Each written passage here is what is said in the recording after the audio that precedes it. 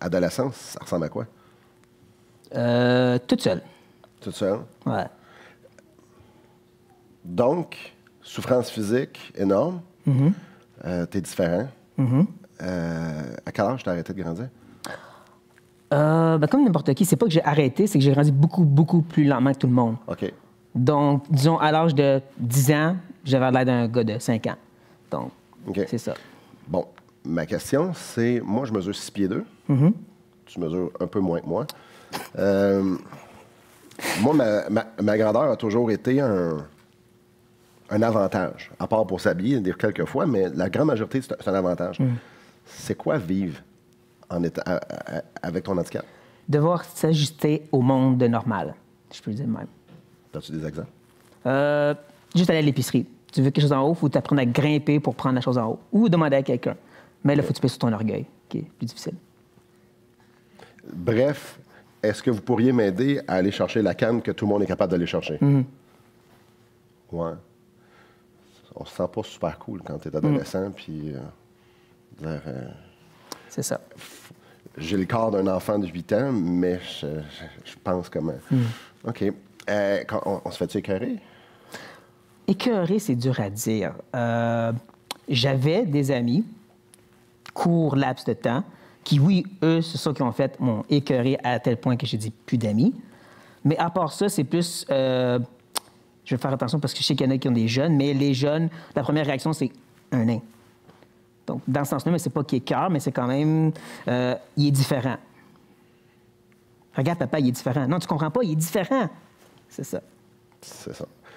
Puis en dedans, quand on est différent comme ça, ta jeunesse, ou même encore aujourd'hui, parce que la plupart, nous, on vit pas ça, on le sait pas. Mais toi, tu vis ça comment quand le monde te regarde? Parce que tu le sais que le monde te regarde. Dans l'autobus, quand le monde te regarde, tu le sais qu'il te regarde. Tu crées une bulle très, très épaisse pour pas voir rien. Okay. Tu rentres dans ton monde. Ça ressemble à quoi, ça? C'est une bonne question. Hein? Dur à expliquer à part de dire musique, non, dans le temps, bien sûr. Maintenant, c'est message biblique et tu te perds dans ça. T'as-tu... question peut-être un peu spéciale.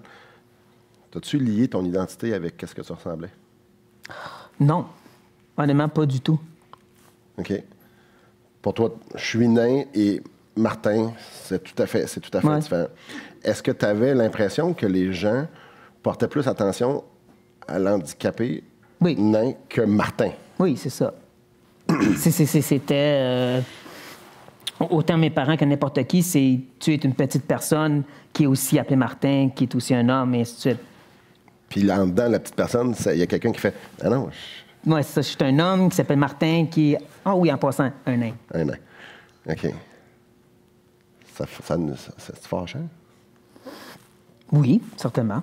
Dans le passé, je peux dire que oui, c'est fâchant. OK.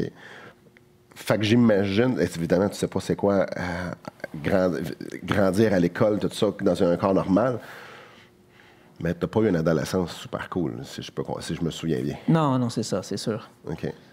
Puis, à l'âge de 16 ans, il s'est passé quelque chose. Oui, c'est ça. C'est là que, premièrement, il faut reculer à mon frère, lui, qui a été sauvé. OK. Et tout de suite, avec zèle, il a voulu témoigner à toute ma famille, incluant moi-même. OK.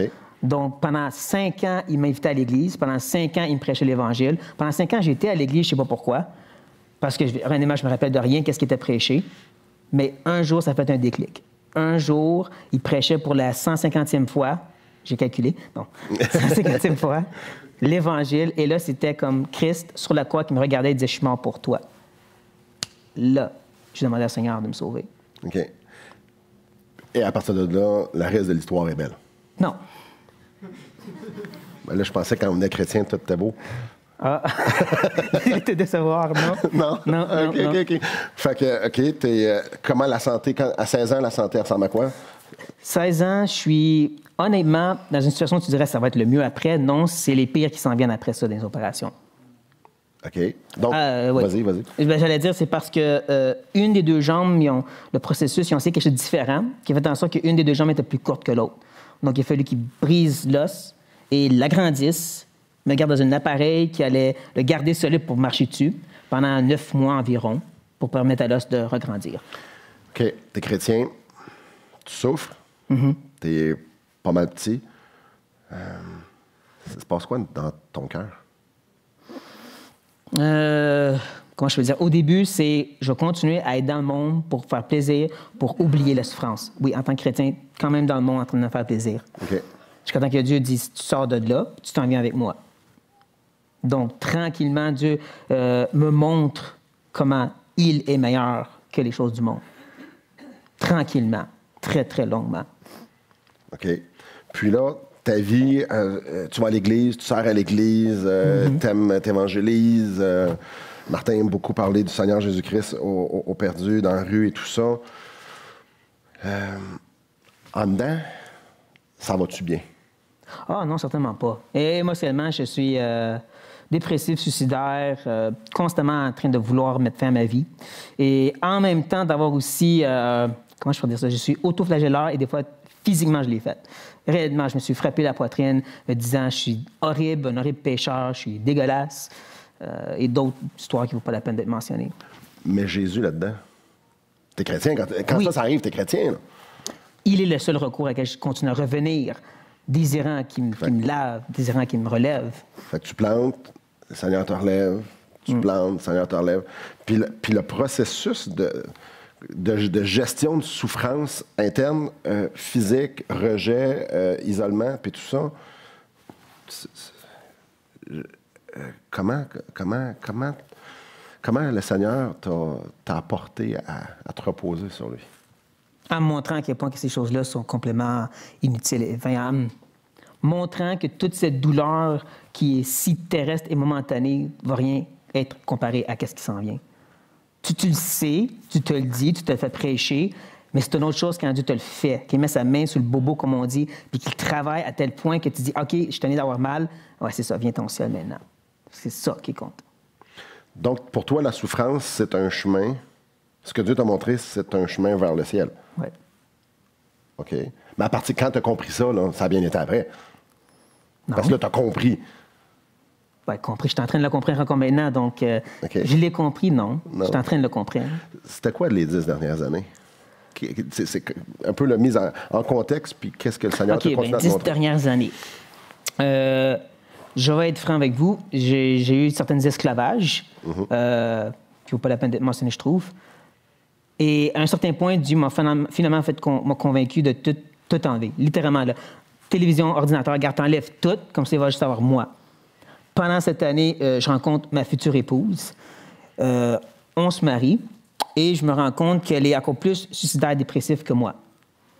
Une femme qui ne voulait pas du tout se marier, pas du tout être en couple, mais qui savait qu'elle avait besoin d'un mari. Donc, tu peux comprendre l'idée qu'elle se luttait avec elle-même face à l'idée « je sais qu'il est bon pour moi, mais je veux pas ».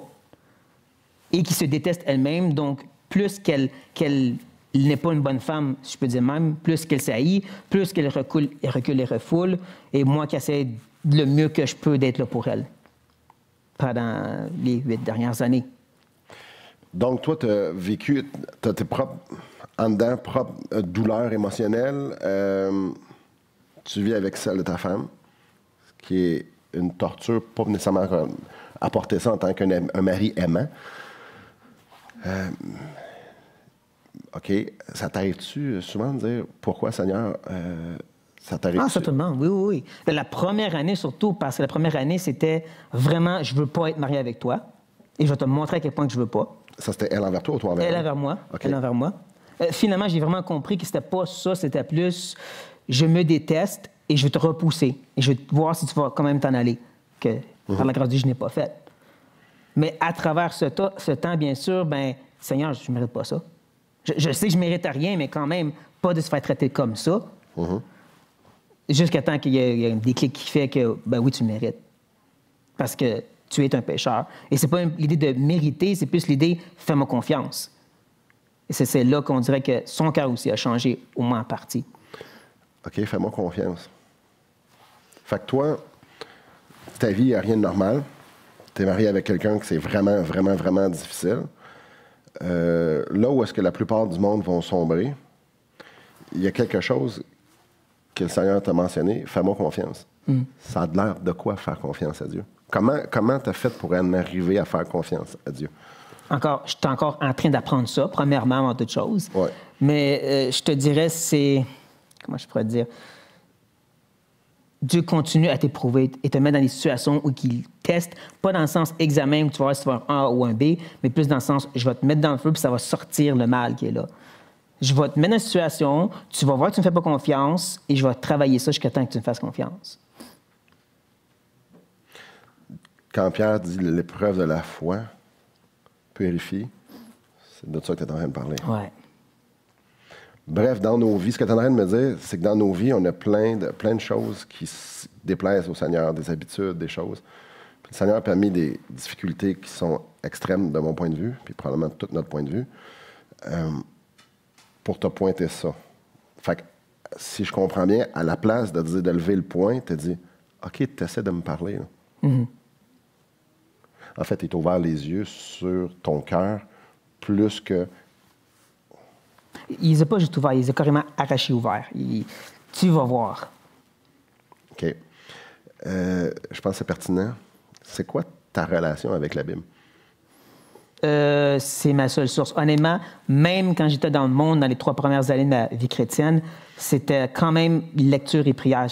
Ça, c'est quelque chose que je n'ai jamais mis de côté, jamais arrêté, peu importe, parce qu'il y a quoi d'autre? Honnêtement. Fait que tu lis ton chapitre par jour, c'est ça que tu me dis. Là. Chapitre par jour? C'est quoi ça? Ben, t'habites dans un an de bord.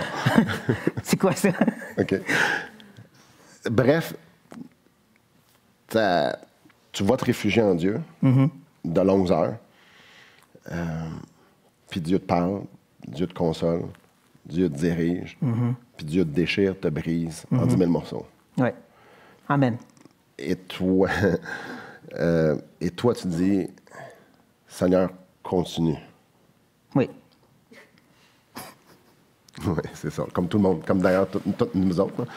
Puis là, mais c'est pas toujours volontairement. Non, clairement. T'es dans le moment et de plus en plus où est-ce que tu sens sa main te travailler. Et au début, t'es comme « ouch », puis après ça, il commence à l'enlever, puis tu le retiens, tu dis « non, t'as une minute, t'as pas fini, faut que tu continues ». Parce que je sais que ça donne. Puis quand ça va mal, ton refuge, c'est quoi? C'est encore plus crier à Dieu. De nous donner la capacité de persévérer dans ce qu'il fait. Puis quand ça fait encore plus mal... Donne-moi encore plus de grâce pour pouvoir continuer à vivre ce que tu me fais vivre. Ça ne te tente pas d'avoir des échappatoires une fois de temps en temps? Ah, j'en avais, mais il ne donnait rien. J'ai eu 10 ans d'échappatoires qui n'ont rien donné, qui m'ont fait plus souffrir dans ma relation avec Dieu. D'une certaine façon, ma femme aussi était un corps idolâtre et tout. Donc, il ne donne rien. OK. Donc, pour toi, le plaisir, c'est quelque chose qui t'éloigne de Dieu. Oui. OK. On a parlé, puis je l'ai mentionné tantôt, c'est ce qu'on disait. Pour toi, dans ta tête, les choses que le monde a à offrir, et pas nécessairement des choses mauvaises, là, pour toi, c'est quelque chose qui aide à diviser ton cœur parce que tu aimerais focaliser tout ton temps et ton cœur sur Dieu. C'est ça. OK. Parce que j'ai un cœur tellement idolâtre que je sais que je vais m'attacher. Je me suis attaché à ces choses. Je sais qu'est-ce que ça fait. OK. T'as-tu déjà essayé de te sauver de tes problèmes? Non, je ne connais pas ça. Pourquoi? Ça ici, c'est vraiment Dieu. Dieu m'a fait d'une façon où est-ce que je suis trop logique et trop avec un sens de la responsabilité où je peux pas amender ma femme, pas travailler, pas prêcher à l'église si on a besoin de moi, je peux pas le faire ça. Et te suicider aussi? Ou me suicider aussi. C'est la barrière que Dieu m'a mis à chaque fois, maintenant comme avant, c'est toujours, 1, je vais détruire le témoignage de Christ. 2, comment je vais le faire, ça ne marche pas comme ça, OK, ça ne marche pas donc. C'est toutes des idées logiques, c'est tout, je vais nuire aux autres, c'est tout, ma femme a besoin de moi, je ne peux pas l'abandonner. Mais pas de moi, c'est Dieu qui m'a fait de même. OK. Et comment était ta dernière année? Je pourrais dire merveilleux dans le Seigneur et très dur dans la chair. Peux-tu expliquer dans la chair puis après ça dans le Seigneur? OK. Dernière année, plus ou moins, mois de janvier, mon épouse commence tranquillement à reculer et à retourner dans le monde. Elle s'est associée à une amie. Elle s'est vraiment connectée avec cette fille-là au travail. commence pas penser comme oh non, ça va pas. Non, c'est pas le party à la planche, c'est juste ils s'amusent ensemble, ils rient ensemble, puis ma femme qui avait un problème de boisson buvait une coupe de bière ensemble. Souvent, il y a des chrétiens mais qui, pour eux, c'est normal de faire ça. Elle aussi, c'était ça. C'était pas l'exagération, c'était juste plus ça qu'aller à l'assemblée voir des chrétiens. Tranquillement, de plus en plus vite, elle recule. J'ai appris dernièrement, qu'est-ce qui se passait à ce moment-là aussi, c'est qu'elle arrête de prendre la médication qu'elle prenait pour sa dépression. Et mon épouse, qui avait aussi des tendances autant vers les hommes que les femmes, elle commence à retourner vers les tendances vers les femmes. Donc, elle commence à tomber d'amour avec cette fille qui ne veut rien savoir d'elle, qui la pousse à aller encore plus bas dans sa dépression, se tourner vers plus de gens. « Oh, je vais essayer l'Église. » L'Église, bien sûr, ce n'est pas la réponse en soi. Donc, le 18 août,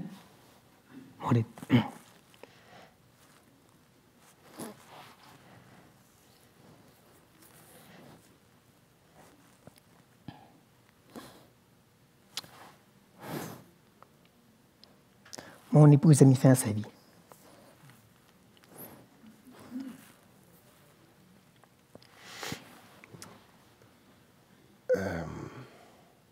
Je t'ai posé la question. Ça se vit comment, perdre sa femme? Ça dépend qui tu es. Pour moi, ça veut dire que la journée même, je verse beaucoup de larmes sans nécessairement dire que je pleurais. Les gens autour de moi étaient plus affectés. Des amis chrétiens qui viennent à l'église et moi étaient plus affectés que moi. Pour finalement, le lendemain, de me mettre à genoux, tout sortir à Dieu, puis de pouvoir dire vraiment que par la grâce de Dieu, c'était fini là. Pour moi, être enterré, c'était fini là. Je recommence ma vie, je commence à régler les choses que j'ai à régler. C'était le mercredi, c'est le lendemain. Le mercredi même, je dis à Benoît, je serais prêt à enseigner il faut que j'enseigne. Qu'est-ce que Dieu... comment Dieu est intervenu d'une façon précise? Comment Dieu est venu te consoler? Comment Dieu est venu... comment peux-tu nous expliquer ça? Honnêtement, non, je ne pourrais pas l'expliquer parce que Dieu était... Tu ne peux pas l'expliquer, mais tout ce que je peux dire, c'est qu'il a continué à enlever certaines autres choses pour finalement me laisser juste lui et moi. Et c'est pas moi et lui, rose, papillon, tout va bien, c'est moi et lui, et il continue encore plus intensément de me travailler, qui me rend encore plus intensément besoin de lui, qui m'accroche encore plus à lui. OK. Bref, si je récapitule tout ça, tu as toutes les raisons du monde pour être amer.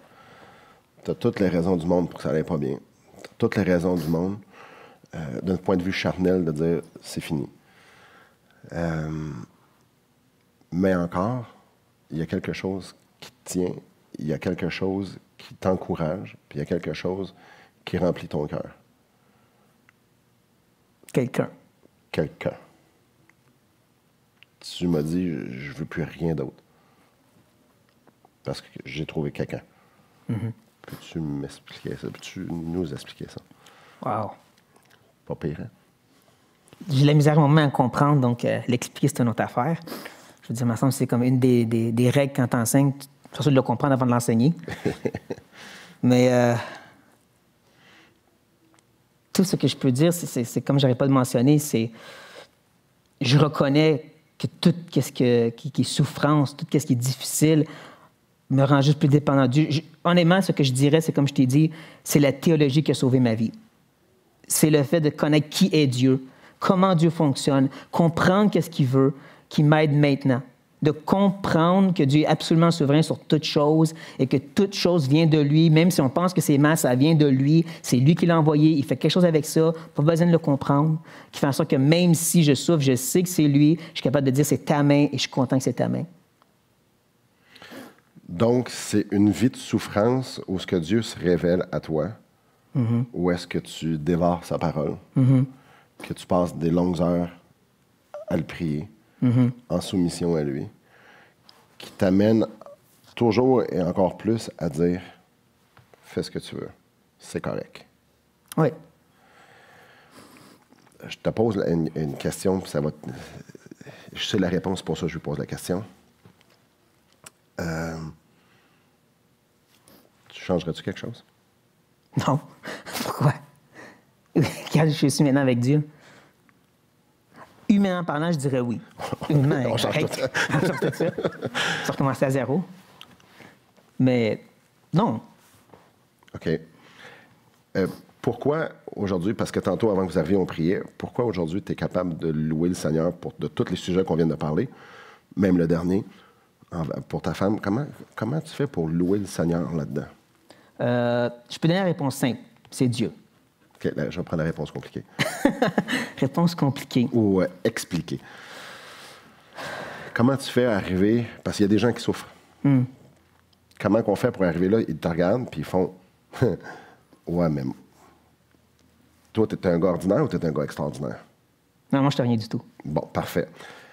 Fait, comment on fait pour connecter avec ce que tu es en train de nous dire? Comment tu fais pour louer Dieu? Apprendre à le connaître, c'est la première chose. Pas le connaître dans la simplicité. Je l'ai connu en simplicité pendant trop longtemps, ça n'a rien donné. J'ai resté attaché au monde. C'est pas moi qui ai décidé de plus étudier, c'est pas moi qui s'est forcé à plus le connaître. C'est que j'ai vu qu'est-ce que ça donnait. J'ai vu que plus tu essaies de le connaître, plus qu'il se révèle, plus qu'il rend tangible et palpable qu'est-ce que tu apprends sur lui, plus qu'il va même plus loin que qu'est-ce que tu apprends. Tu peux lire des livres de théologie systématique, mais tu ne peux pas connaître Dieu jusqu'à temps que lui-même rend ses attributs réels pour toi, où tu vas au-delà des attributs, où tu dis vraiment, c'est pas juste Dieu est grâce, c'est je goûte sa grâce, je la ressens au plus profond de moi-même.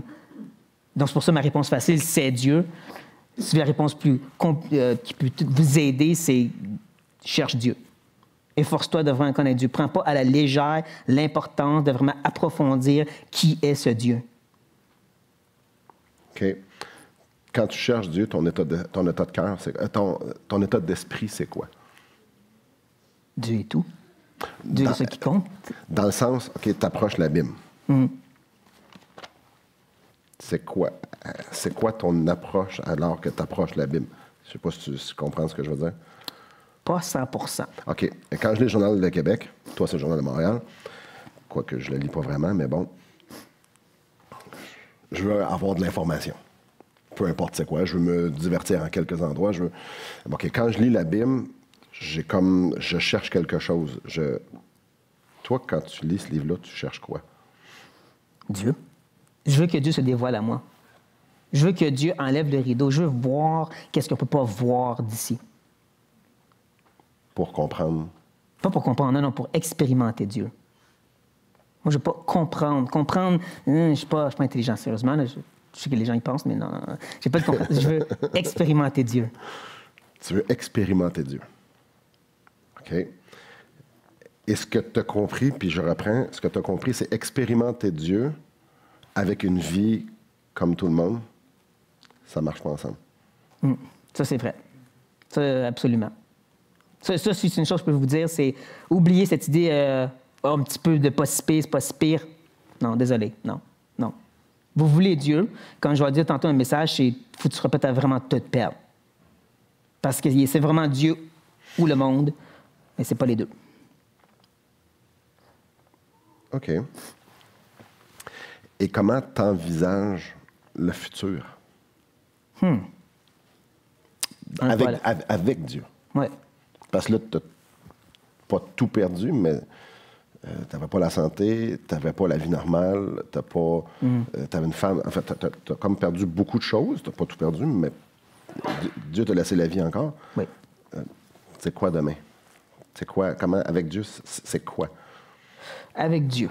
C'est continuer cette expérience, c'est continuer à faire ce qu'il me demande présentement, ici, continuer à me donner plus, d'en faire plus. OK. Mais encore? Honnêtement, tout ce que je peux dire, c'est que oui, je crois que le Seigneur m'appelle à quelque chose. Quoi, je ne sais pas. Comme je te disais, j'avance avec une flashlight. Dieu m'a donné une flashlight qui me montre clairement où aller avec le prochain pas, et c'est ça que je sais. Le prochain pas, c'est que dans 2 semaines, j'enseigne à l'église de Saint-Jérôme. Il faut que j'ai un message pour ça. C'est ça que je sais. Dans ta marche avec Dieu, dans ta communion avec Dieu, tu continues à le chercher. Là, j'essaie peut-être de chercher, de couper les cheveux en 4, là. Ça m'arrive souvent.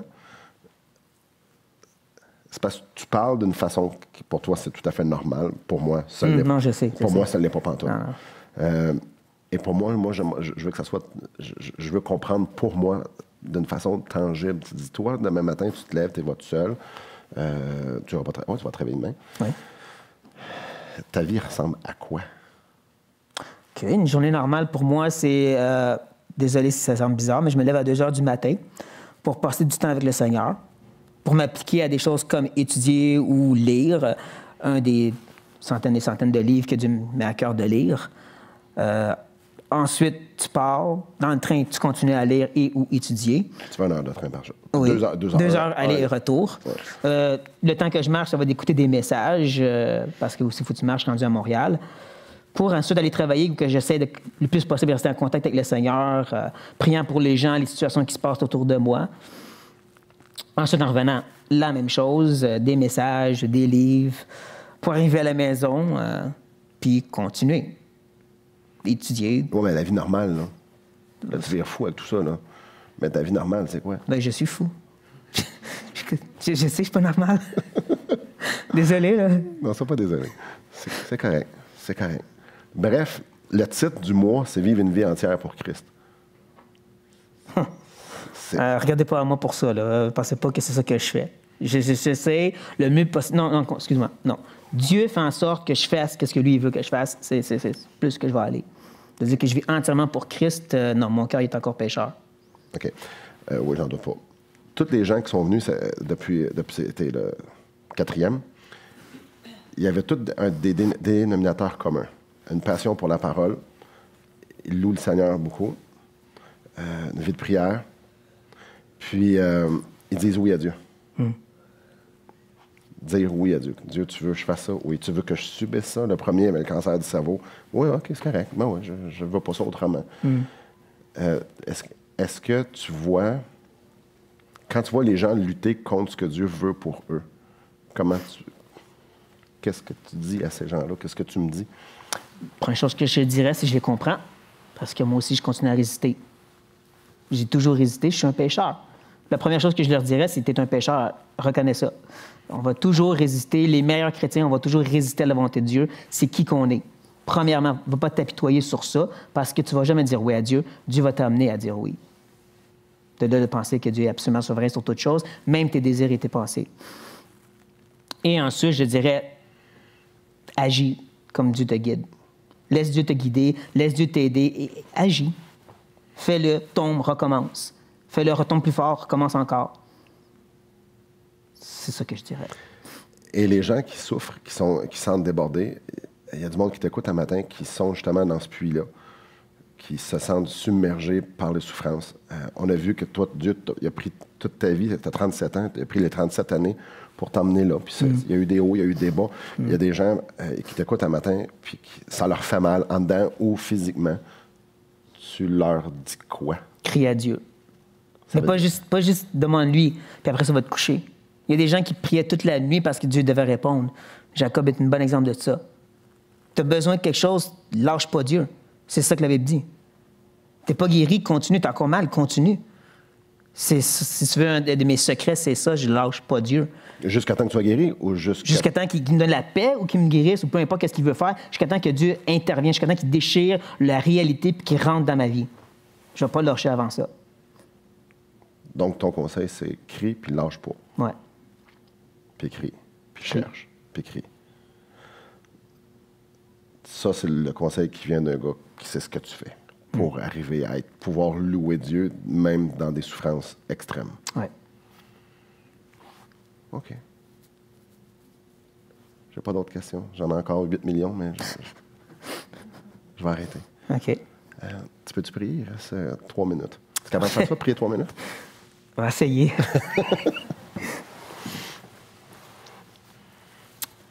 Père éternel, je suis devant toi, totalement humilié parce que je sais que je suis rien sans toi.